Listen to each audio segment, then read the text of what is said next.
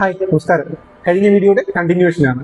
നമ്മൾ കഴിഞ്ഞ വീഡിയോയിൽ പറഞ്ഞിരുന്നു, പകൽ സമയത്ത് നമ്മൾ സോളാറിൽ നിന്ന് ഡയറക്റ്റായി ഉൽപ്പാദിപ്പിക്കുന്നു, ഉപയോഗിക്കുന്നു. രാത്രിയിൽ ഉപയോഗത്തിന് KCB ഇല്ലെങ്കിൽ എന്ത് ചെയ്യും?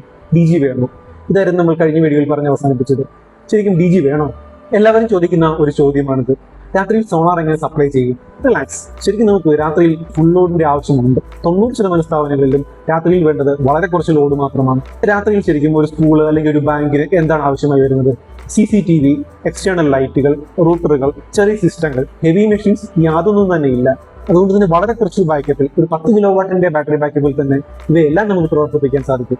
പകൽ സമയത്ത് ഈ ബാറ്ററികൾ ഡയറക്റ്റായി സോളാറിൽ നിന്ന് ചാർജ് ചെയ്യുകയും രാത്രിയിൽ ഇവ ഡിസ്ചാർജ് ചെയ്ത് നമ്മുടെ ഉപകരണങ്ങൾ പ്രവർത്തിപ്പിക്കുകയും ചെയ്യുന്നു. വളരെ സിമ്പിൾ.